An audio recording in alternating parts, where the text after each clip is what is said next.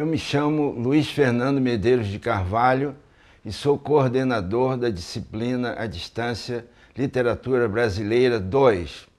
É com prazer imenso que apresento a vocês a videoaula, a última aula do curso sobre o poeta Armando Freitas Filho.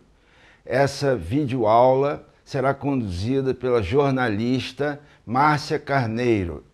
E com vocês, Armando Freitas Filho e Márcia Carneiro. Armando, como se despertou poeta? Olha, sinceramente eu nem me lembro mais como foi esse começo.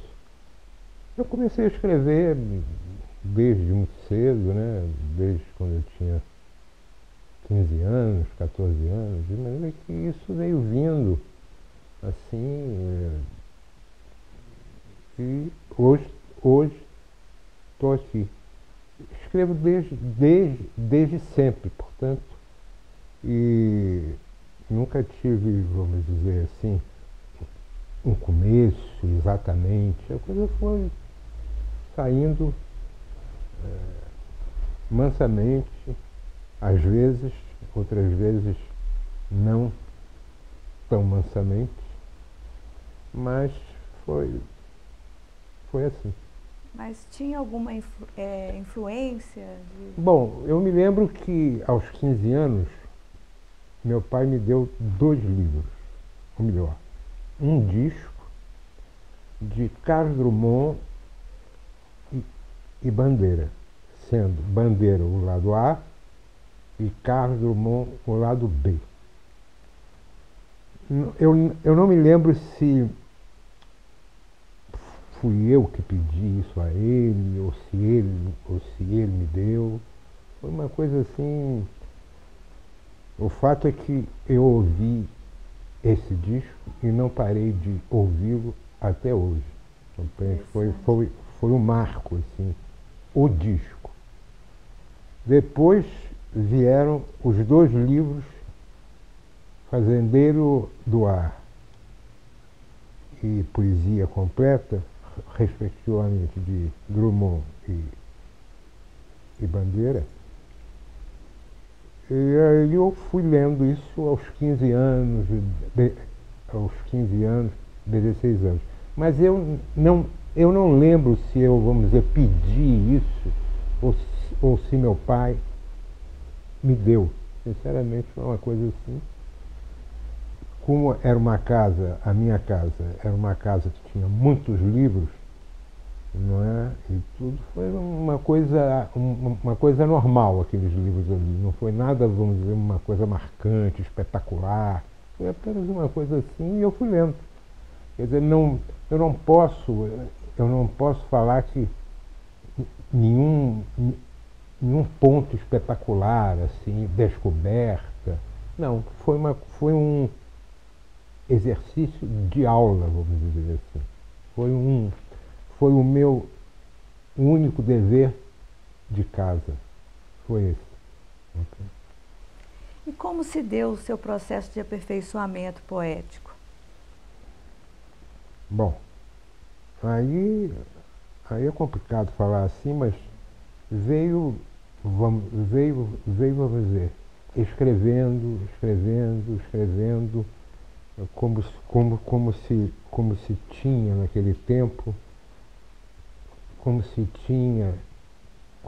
tinha naquele tempo, aula de escrita, de redação, né, e tal. A minha criação como poeta foi essa, foi de escrever cadernos e cadernos e cadernos e cadernos e cadernos. Então foi uma coisa assim, também sem nenhum, vamos dizer, ponto uma coisa assim marcante. Uhum. Foi uma coisa de exercício mesmo. Escrever é uma ginástica. E foi através disso que eu vim até hoje, fazendo ginástica. A seu ver, há uma mudança drástica da sua poesia atual com relação às anteriores?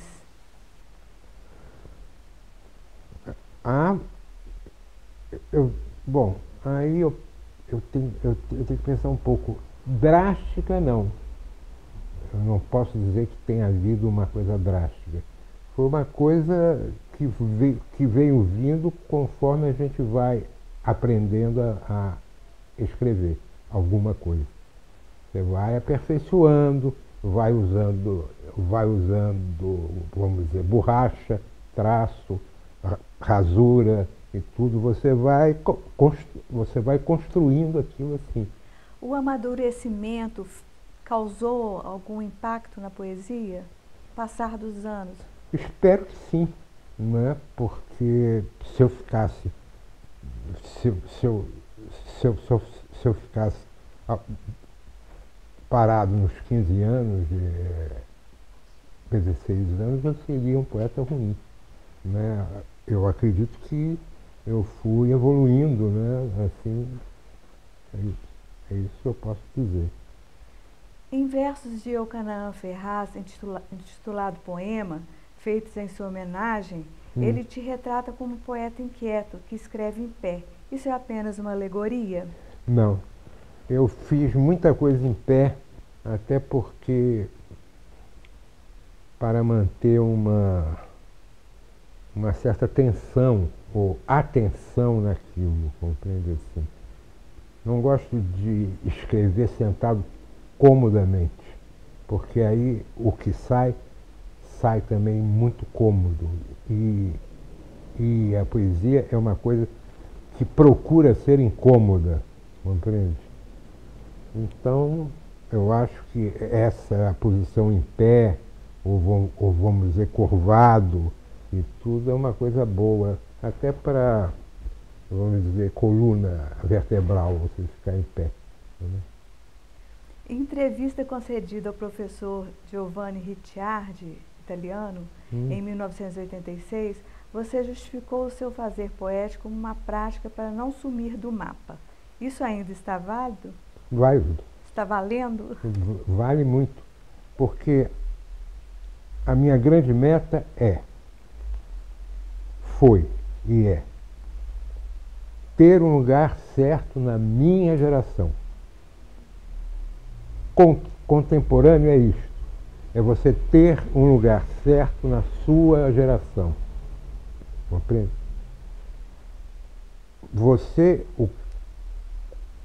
Quando eu falo aqui, eu estou, vamos dizer, falando assim, eu sou contemporâneo seu, eu tenho que escrever alguma coisa que tenha alguma coisa sua, compreende? Contemporânea sua, para que você se integre a esta coisa escrita, compreende?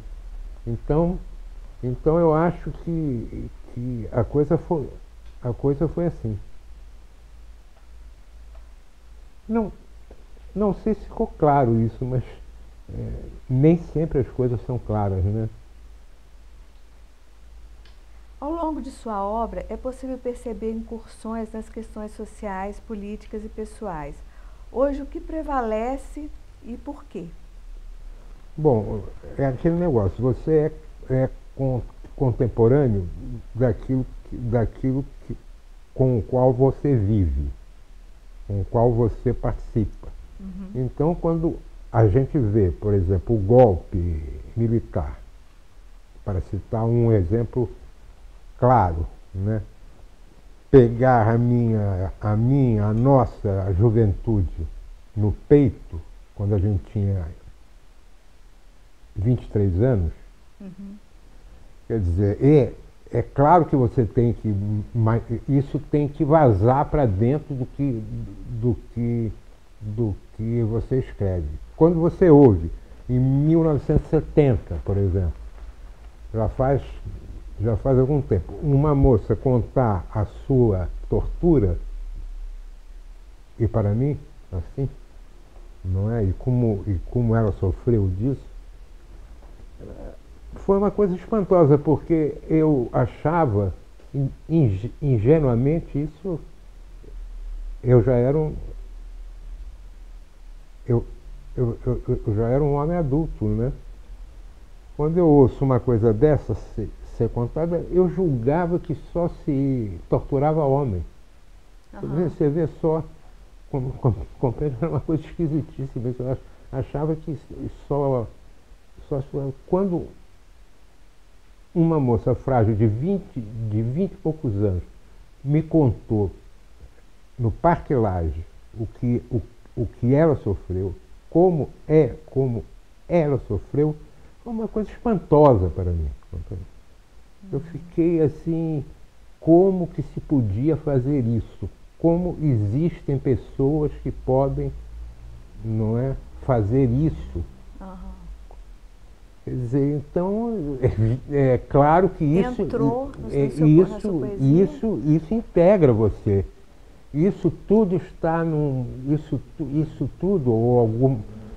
isso tudo está numa coisa, num texto meu chamado A Flor da Pele, que é agora mesmo saiu pela revista do Sesc,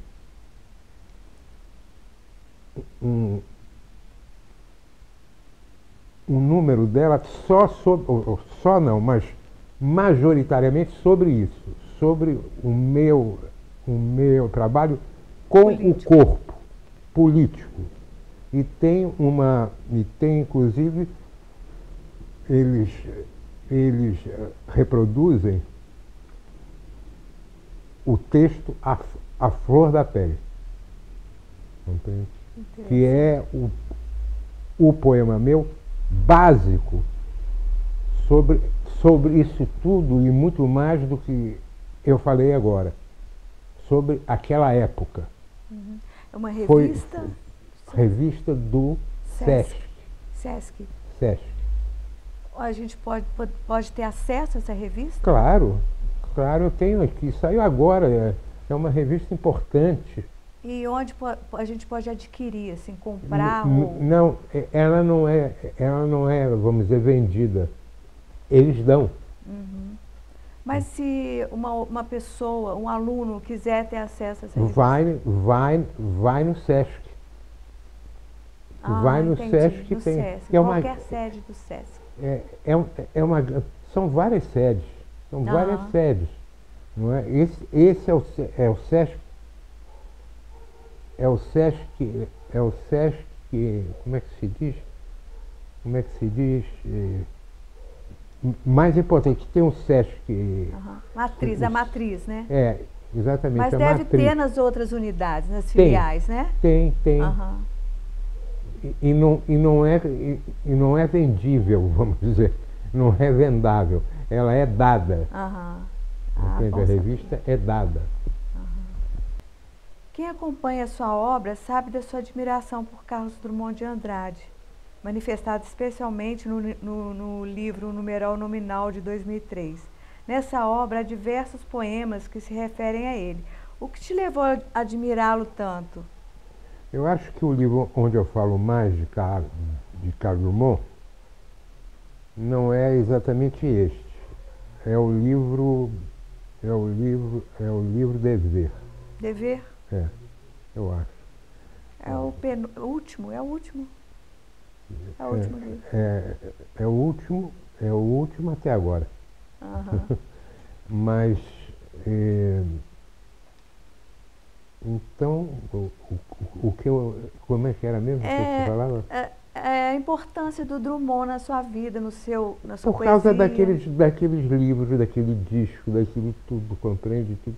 Quer dizer, foi é uma convivência longa, profunda, não só sobre o que ele fez, mas sobre o que a crítica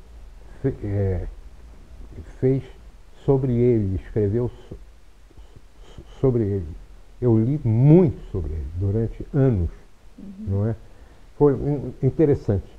O disco era lado A, Bandeira, lado B, Carlos Drummond.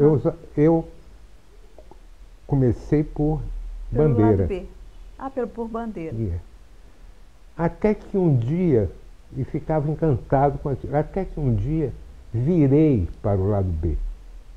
não é? E isso foi uma coisa marcante. Se você quer uma coisa marcante, foi quando eu virei do lado A para o Lado B do disco. o lado B. Por quê? Como que aquele homem magrinho podia escrever coisas que eu não sabia que podiam ser escritas, compreende? Como que ele, vamos dizer, fazia isso? Não é? Então eu me debrucei sobre ele, não esquecendo Bandeira, não, mas, vamos dizer, agregando Bandeira a ele. Então isso foi uma mina, é um poço sem fundo. O senhor lembra de alguns poemas que tinham nesse... Lembro de vários, não é? Por exemplo, o Poema da Pedra, que todo mundo sabe que é um poema que, vamos dizer, acompanha você, não é? Acompanha você a vida inteira. A poesia é um gênero que foge a todas as regras dentre os demais. Não é explicativa, dá margem às várias interpretações, é concisa e enigmática. Você concorda que a transgressão faz parte da sua natureza? Da poesia? Concordo em termos. Concordo em termos, compreende? Ela pode ser também uma coisa que fale limpamente sobre a coisa mais, vamos dizer, sobre uma mesa, uma toalha e um pedaço de pão. Compreende? Ela pode, vamos dizer, fazer alguma coisa com isso só, com pão e água. Mas o poeta vive de pão e água. Entendi. Compreende? O senhor tem algum poema que o senhor possa falar, seu, assim, dessa natureza? Assim de pronto, eu não tenho assim nenhum de cabeça, assim. Por exemplo, um que ele fez uma análise muito boa foi sobre uma mesa, não é? E que está na aula. E isso quem pode, vamos dizer, falar mais é ele. Porque... O professor? Sem dúvida. Porque ele se debruçou naquela mesa, ele sentou naquela mesa. Eu apenas fiz a mesa. Entendi. Compreende? De maneira que falar sobre o que a gente faz, sobre a gente mesmo, é uma coisa um pouco, para mim, vamos dizer, embaraçosa, compreende? Assim? Porque eu acho que a crítica é que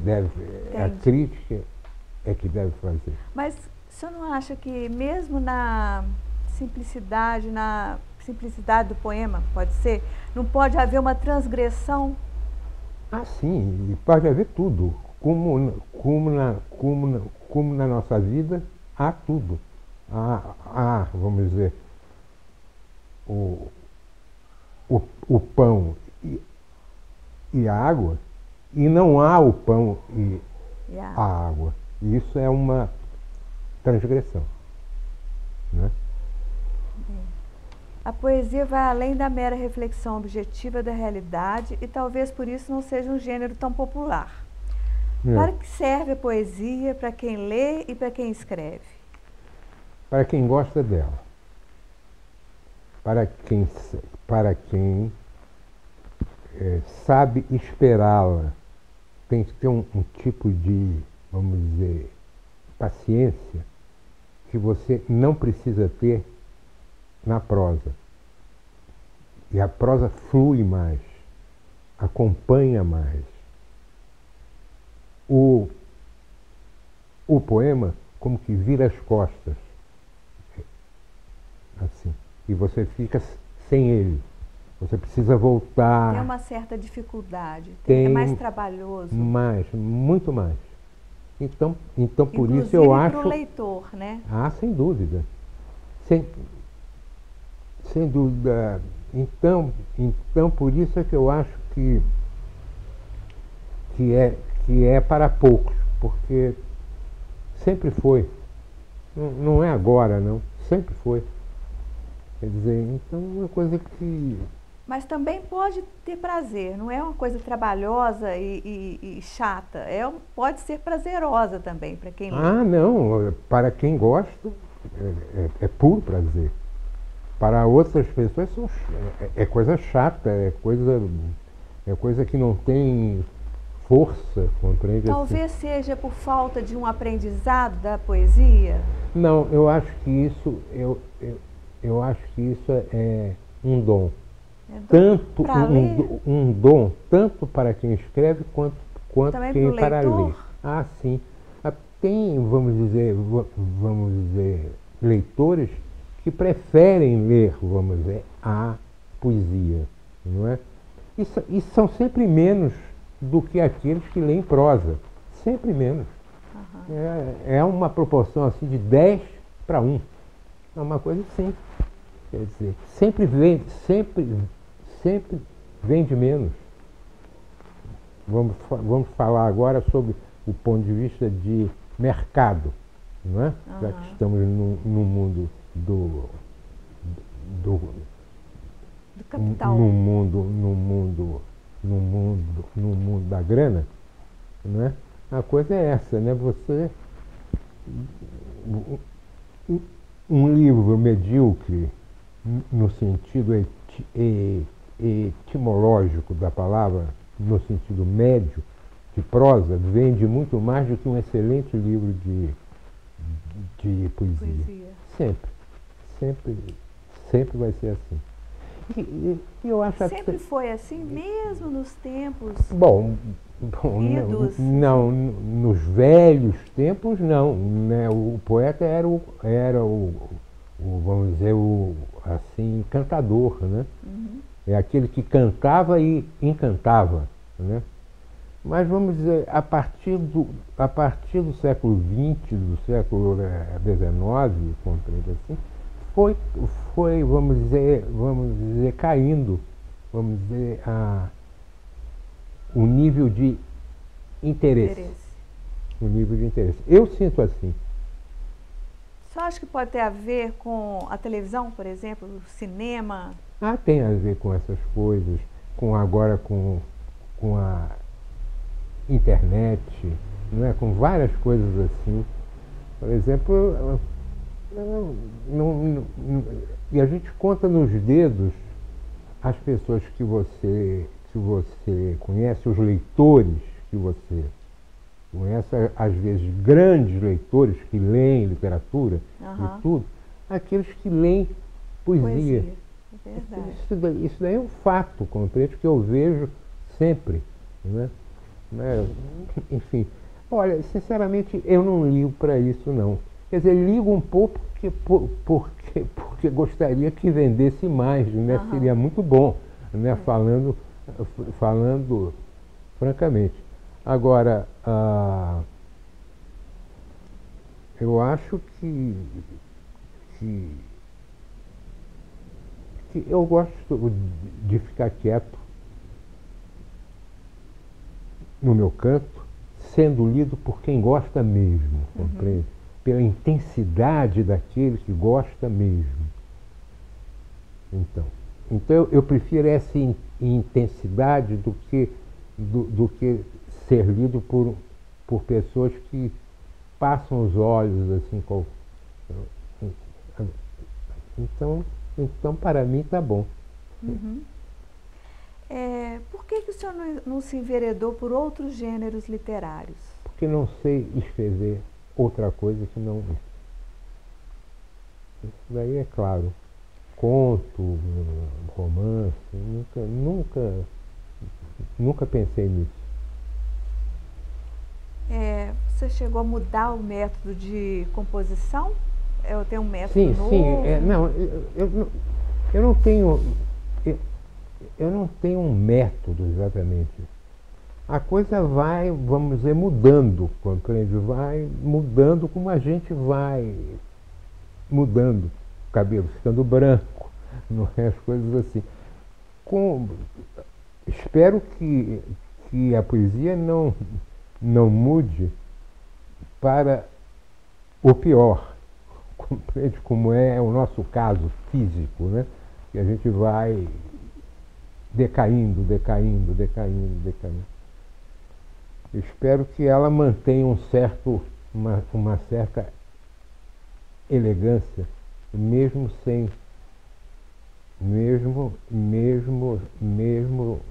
sabendo que a coisa passa, né? Mas ela pode ir também melhorando, né? Pode, pode. Agora, sinceramente, o Roberto Schwartz, em artigo recente, ele disse que ele tem a minha idade, mais que 70 anos. E ele disse que precisa tomar muito cuidado, palavras dele, que precisa tomar muito cuidado aquele que se escreve depois de fazer 70 anos, para não escrever bobagem. É? É. Ele falou isso recentemente na revista Piauí. Começa o artigo falando disso. O Drummond, por exemplo, você acha que depois que ele fez 70? Não. Ele não. Manuel Bandeira? Não, nenhum desses. Vamos ver, João Cabral, Bandeira, Drummond. Isso são milagres. Eu sei que eu não sou capaz desses milagres. Sinceramente, eu sei. Você está sendo modesto. Não estou sendo modesto, não. Estou sendo absolutamente verdadeiro. Eu não acabei de ler Carlos Drummond de Andrade, Manuel Bandeira, João Cabral, por exemplo, para citar 3 só. Eu não acabei até hoje de lê-los completamente, plenamente. Não é? O senhor tem lido os novos poetas? Tenho lido, sim. Eu confesso que lia mais. Confesso que lia mais do que, vamos dizer, agora. Eu sempre pensava que um ou outro poeta da minha idade, ele lia pouca poesia nova, ou pouca poesia, e que eu lia, era mais curioso. Que nada. Eu sou igualzinho. Eu leio cada vez menos os novos, porque eu tenho tanta coisa para ler ainda daqueles que eu não li ainda, os mais velhos, compreende? Os muito mais velhos que eu, compreende? Que eu largo para lá, vamos dizer, largando aos poucos. Não que eu queira largar, eu vou largando pelo tempo que você tem. Porque quando você tem essa idade, você vê o fim do túnel. Você vê mesmo. Quer dizer, não é uma, vamos dizer, metáfora, não. Você conta pelos dedos. Compreende o tempo que você tem para, vamos dizer, fazer certas coisas. Quer dizer, se você tiver sorte, você tem mais 10 anos, 8 anos só. Se você tiver sorte. Olha que eu vou ouvir daqui 12 anos, eu falo, olha, passou dos 7, 8 anos, 10 anos. Mas eu acho que não. Eu acho que você não vai ver isso. E isso daí é para outro tipo de gente, eu digo tanto o ser quanto a obra. Entende? Tanto o ser Agora, isso não quer dizer que eu não leio mais os jovens. Leio sim, leio menos. Leio menos. Eu posso, vamos dizer, citar dois ou três poetas que estão na casa dos 20 anos ou entraram agora na casa dos 30, vamos dizer assim. Alice Santana, Laura Liuzzi,